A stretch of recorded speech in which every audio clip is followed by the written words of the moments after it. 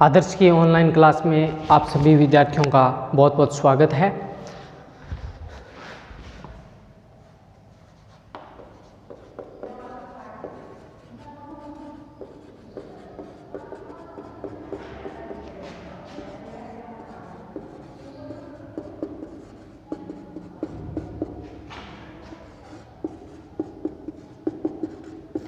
हमने पिछले कालांश में मैक्सवेल के वेग वितरण नियम का पढ़ा था और हमने एक महत्वपूर्ण सूत्र सी बार यानी औसत चाल के लिए स्थापित किया था व्यंजक √8 kT/πm। उसके बाद हमने शुरू किया था अधिकतम प्रायिक चाल यानी सी मैक्सिमम प्रोबेबिलिटी और उसके बारे में हमने एक इक्वेशन प्राप्त की थी और उस इक्वेशन के बाद हमने कहा था कि इसके बाद हम अगले कालांश में पढ़ेंगे। ये इक्वेशन हमारी ये थी c.e⁻(mc²/2kT) मंझला कोष्टक 2 c²m/kT और C मैक्सिमम प्रोबेबिलिटी ऑफ 0। और इसके बाद हमने ये चर्चा की थी इसका मान 0 हो नहीं सकता, तो इसलिए इसका मान क्या होगा 0।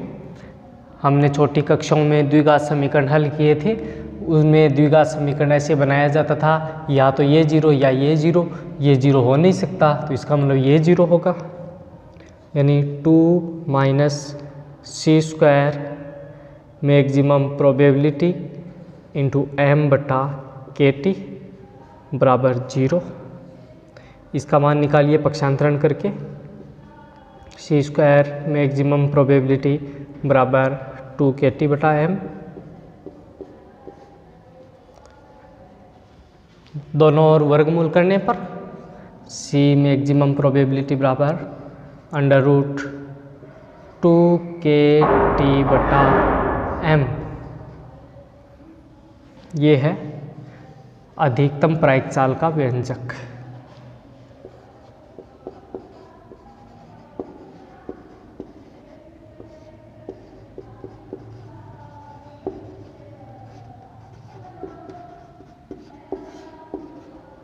Equation number 25।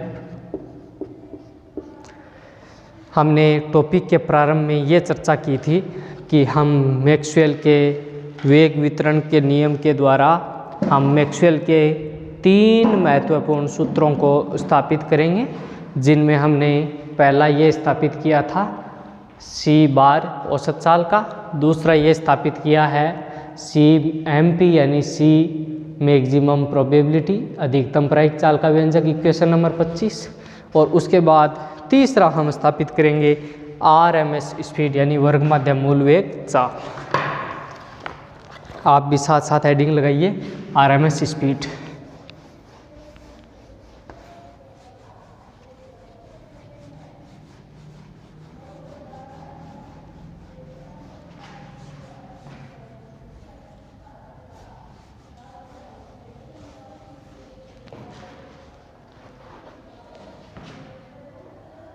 RMS स्पीड,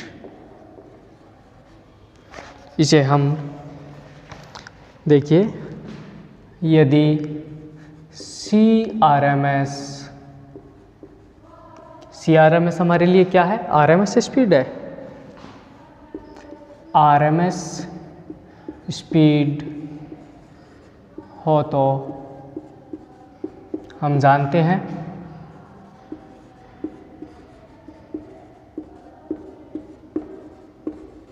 हम क्या जानते हैं, हम ये पहले से ही जानते हैं c² RMS बराबर होता है 0 से इनफाइनाइट।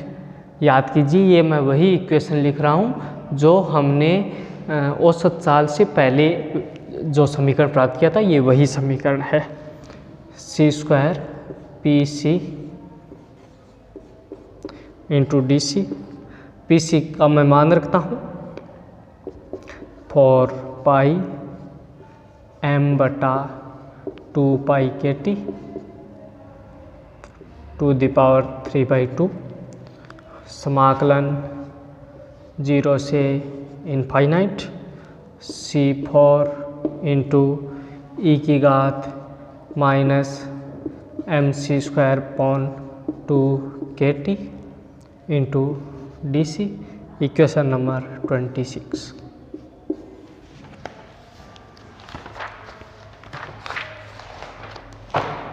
देखिए मानक समाकलन हमने पहले भी पढ़ा है, ये एक मानक समाकलन है। मानक समाकलन से हम जानते हैं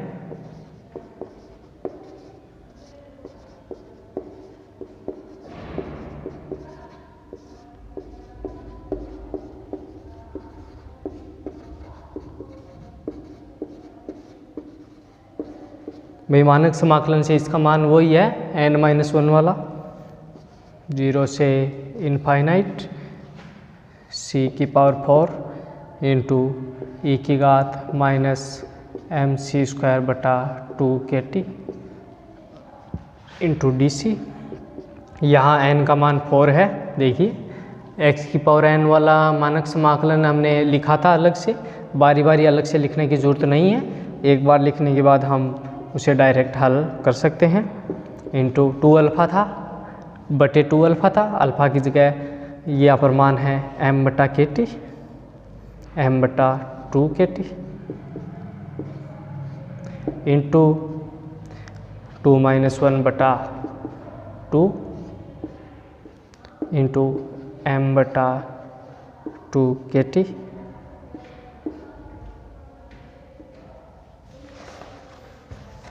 dot 1/2 √2πkT/m।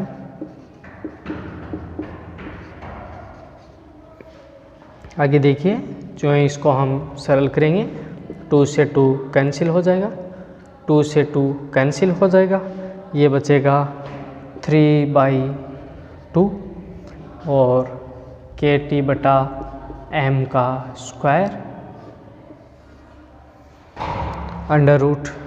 √2πkT/m।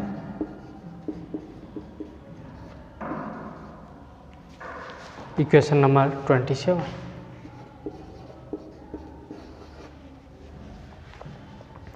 Equation number 27 का ये जो मानक समाकलन का मान है, ये हमारा मानक समाकलन है।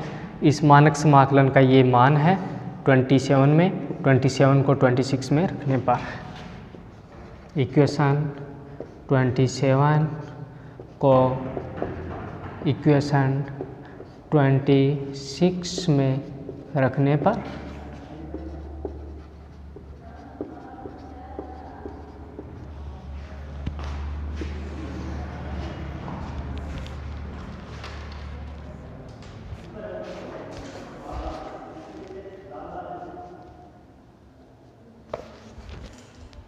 रख दीजिए भाई। जो ही हम मान रखेंगे हमारे पास c² RMS का मान आ जाएगा, c² RMS का मान आएगा। ये तो है 4π, ये मैं लिख रहा हूँ 4πm/2πkT इंटू m/2πkT और इसकी पावर है 3/2 इंटू 3/2 kT/m का स्क्वायर और √2πkT/m। मैंने इक्वेशन नंबर 26 को इक्वेशन नंबर 25 में रखा है, तो c² RMS का मान मेरे पास ये आएगा बराबर 3 kT/m। दोनों और वर्गमूल करने पर तो c RMS का मान आएगा मेरे पास √3 kT/m। Please note 28। देखिए ये इक्वेशन नंबर 28 है। हमने 3 महत्वपूर्ण सूत्र स्थापित किया है। सबसे पहला हमारा सूत्र था औसत चाल के लिए, दूसरा हमारा सूत्र था अधिकतम प्रायिक चाल के लिए और तीसरा हमारा सूत्र है c RMS के लिए। मैं एक बार तीनों को शॉर्ट से एक ही बोर्ड पे आपके सामने एक बार अलग से लिख देता हूँ। तीनों महत्वपूर्ण व्यंजक है, तीनों ही डेरिवेशन के लास्ट का जो व्यंजक हमें प्राप्त होता है उसको मैं एक बार आपके सामने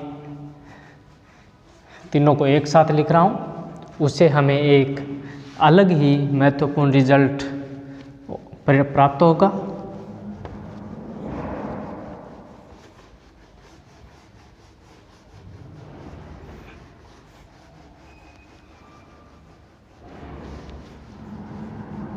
वो रिजल्ट हमारा तीनों ही संबंधों का आपस में अनुपात होगा।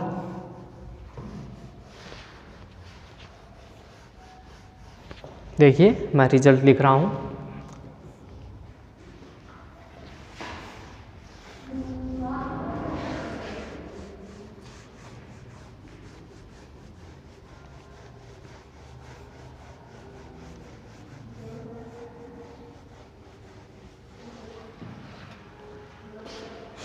देखिए पहला हमारा व्यंजक सबसे पहले हमने औसत साल के लिए स्थापित किया था। C बार अंडर रूट 8 के टी बटा पाई m। दूसरा था अधिकतम प्रायिक साल।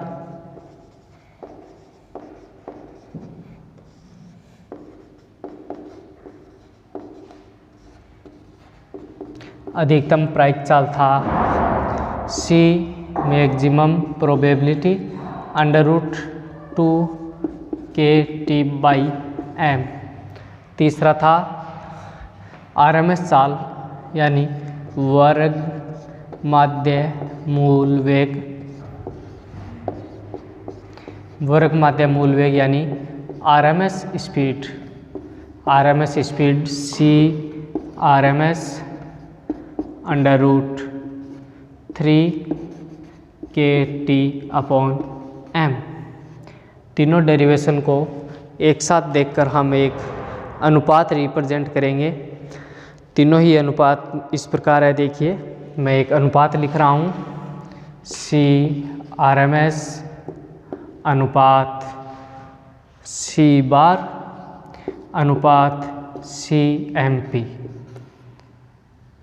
वर्ग मध्य मूल चाल अनुपात औसत चाल अनुपात अधिकतम प्रायिक चाल। तीनों का अनुपात यूँ प्राप्त होगा। पहले तीनों जो मान हमें दिए गए हैं तीनों को इनके नीचे पुट करेंगे। मैं सबसे पहले C RMS को लिखता हूँ under root 3 k T by m। उसके बाद C बार का औसत चाल का व्यंजक लिख रहा हूँ अंडर रूट 8 के टी अपॉन पाई m। उसके बाद अधिकतम प्रायिक चाल के लिए 2 के टी अपॉन m। देखिए तीनों ही अनुपातों में वर्गमूल का चिन्ह है।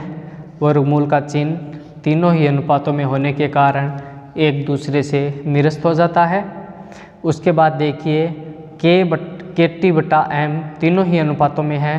के टी बटा m के टी बटा m के टी बटा m।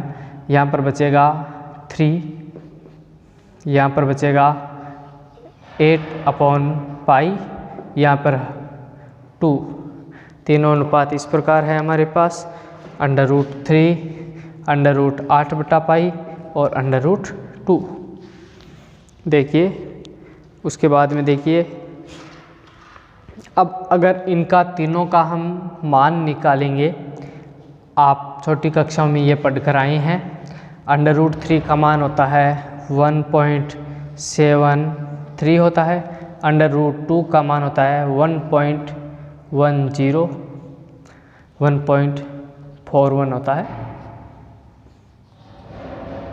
और अंडर रूट 8 बटा पाई का मान अंडर रूट 8 बटा पाई का मान होगा 1.7। अब तीनों को मैं वरीयता क्रम में लिख रहा हूँ।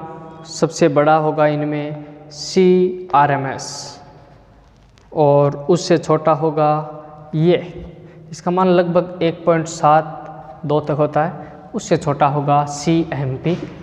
इस आधार पर मैं इस रिज़ल्ट पे या इस परिणाम पे पहुँचे हैं कि सबसे ज़्यादा मान होता है CRMS का, उससे कम मान होता है C बार का, और उससे कम मान होता है CMP का। और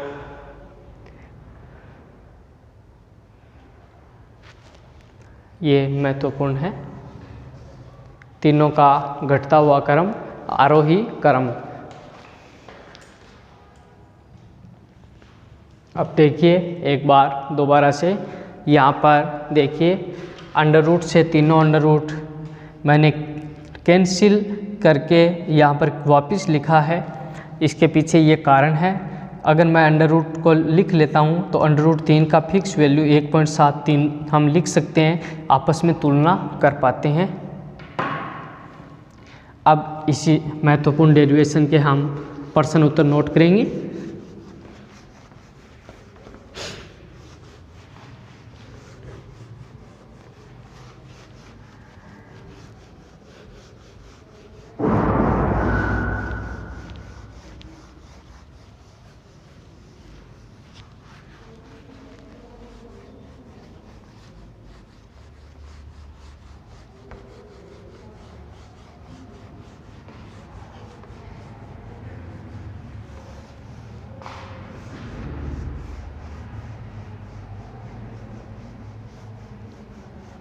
देखिए क्वेश्चन आंसर नोट करेंगे हम।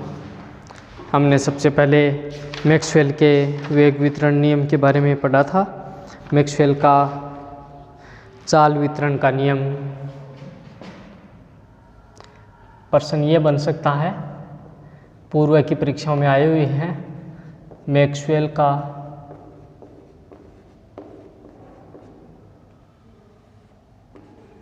चाल वितरण का नियम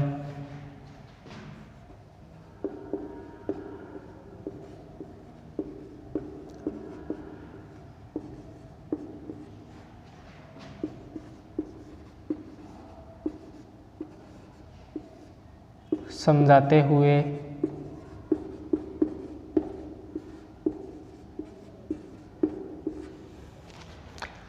औसत चाल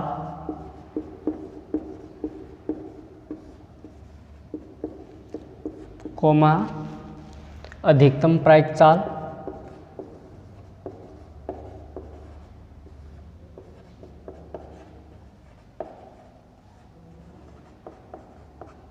कोमा वर्ग मध्य मूल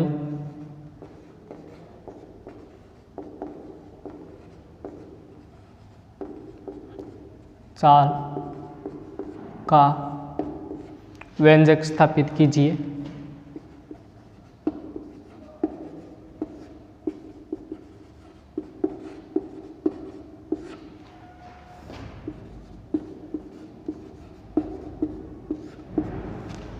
अगला क्वेश्चन ये भी है, सिद्ध कीजिए कि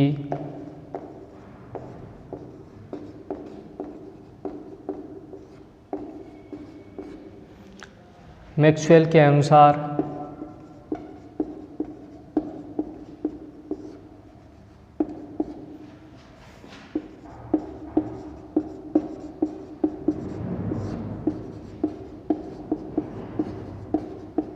अणुओं की औसत चाल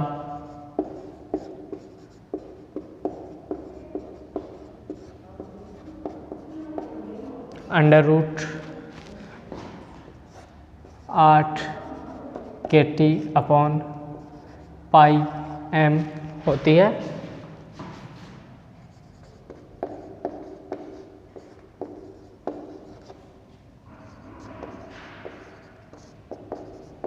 सिद्ध कीजिए कि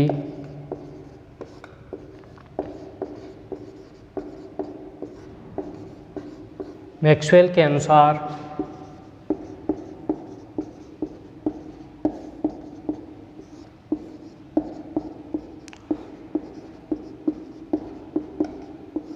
अणुओं की अधिकतम प्रायिकचाल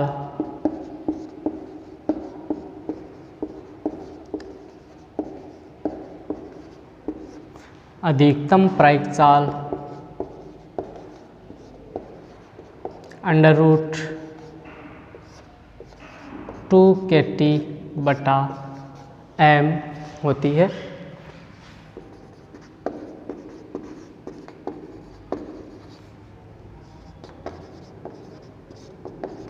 सिद्ध कीजिए कि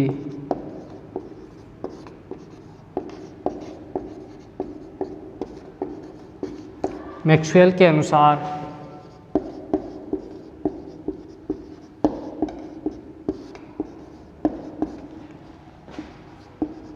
अणुओं का वर्गमूल मोल वेग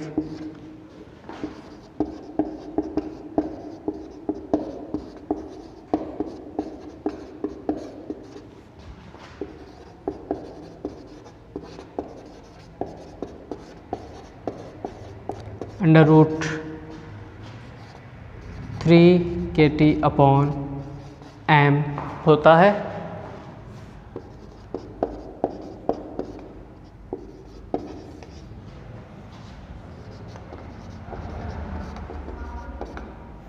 सिद्ध कीजिए कि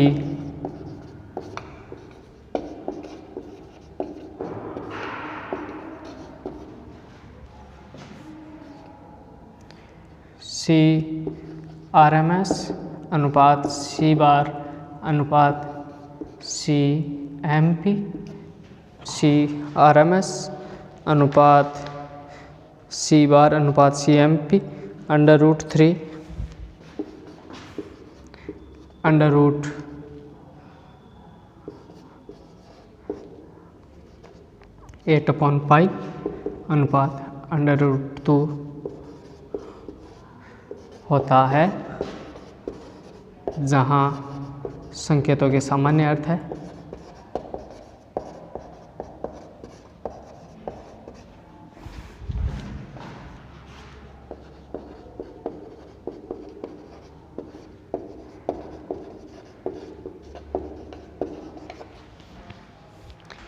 बड़े टॉपिक में से जितने भी क्वेश्चन बन रहे हैं उन सभी क्वेश्चनों को हमने नोट किया है।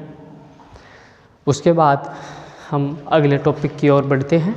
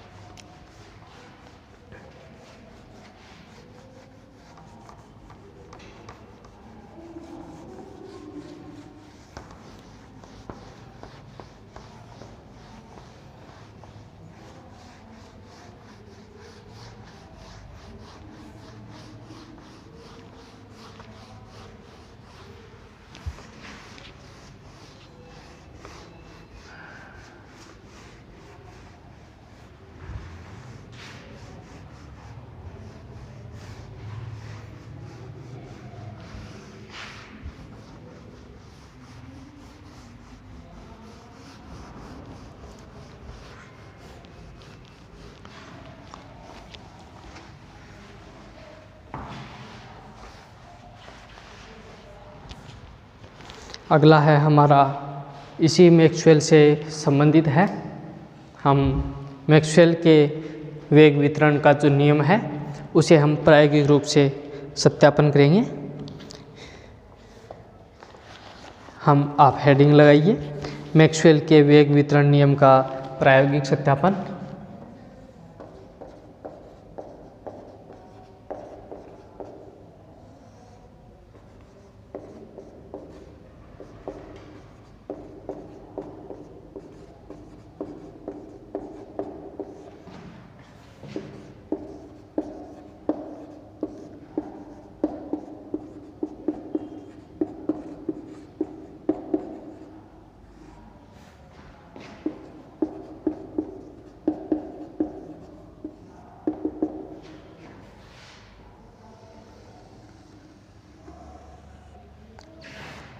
देखिए मैक्सवेल ने सर्वप्रथम दो पहिए जो चकती के रूप में होते हैं, भाई चकती को हम वलय, चकती, खोखला गोला, ठोस गोला, इन ठोस बेलन, खोखला बेलन, इन सब के बारे में हम कक्षा 11 में पढ़कर आए हैं।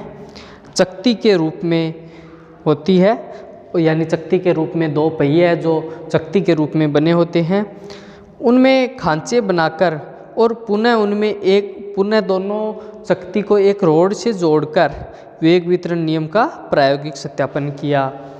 एक बार दोबारा देखिए, मैक्सवेल ने क्या किया कि दो पहिए जो चकती के रूप में बने हैं, भाई पहिया हम साधारणतः एक तो पहिया ये है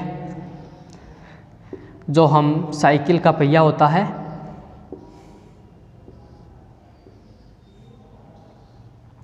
ये भी पहिया है, और एक ये पहिया है जो हमारी जो घर में चक्की होती है ना, पुरानी वाली चक्की जो हाथ से चलाई जाती थी, उस पे एक हत्था होता था, उसका जो पार्ट होता है चाकी का, उस पार्ट जो जिस प्रकार का होता है, यानी यहाँ पर ये आर पार दिखाई नहीं देता है, इस प्रकार का पहिया जो मैक्सवेल ने काम में लिए, ये नहीं। दो पहिए मैक्सवेल ने काम में लिए जो एक आपस में एक चकती के रूप में होते हैं। उन पहियों में खांचे बनाकर, खांचे से तात्पर्य है यहाँ पे एक खड्डा बना दिया उसमें, और एक ऐसा का ऐसा दूसरा पहिया ले लिया। दोनों पहिए जो चकती के जैसे होते हैं उनमें यहाँ पे खांचा बना करके उसमें एक रोड लगा दी थी, और रोड लगा करके वेग वितरण नियम का प्रायोगिक अध्ययन किया था। और मैक्सवेल ने जो प्रायोगिक अध्ययन किया था, उस प्रायोगिक प्रयोग का हम चित्र बना रहे हैं। उस चित्र की सहायता से मैक्सवेल ने प्रायोगिक सत्यापन किया। देखिए ये चित्र है, आप भी साथ साथ में बनाइए।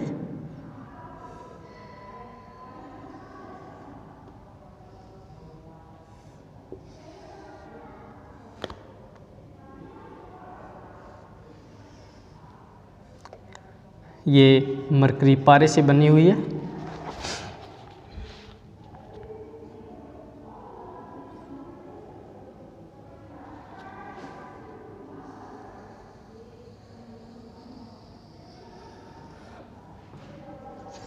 ये पहली स्लिट S1, ये दूसरी स्लिट S2,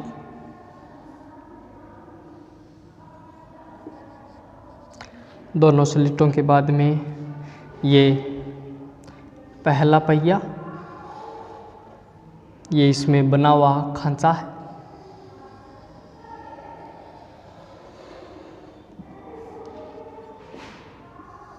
और थोड़ी सी दूर बाद ये जो रोड है, उस रोड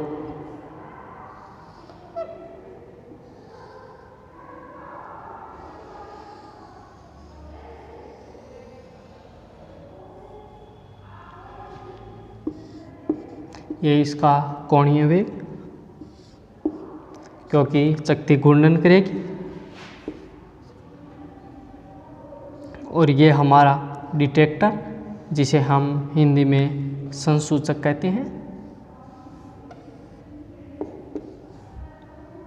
ये दोनों चकतियों के केंद्र के बीच की दूरी स्मॉल l है।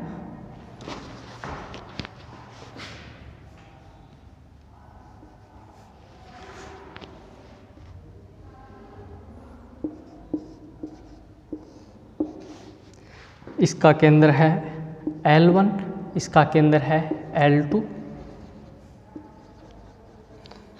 ये D1, ये दूसरी चकती D2 है, और ये यहाँ पर W फॉर विंडो, ये O है। देखिए चित्र में ये चित्र में O है ना, ये एक भट्टी है, और इस भट्टी में इसके अंदर क्या रखा हुआ है, पारा रखा हुआ है। भट्टी के अंदर पारा रखा हुआ है।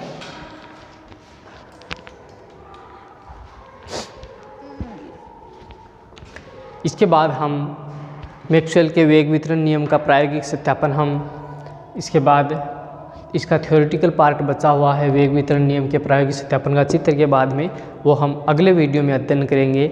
आदर्श विद्यालय की ओर से, आदर्श महाविद्यालय की ओर से सभी विद्यार्थियों को बहुत बहुत धन्यवाद।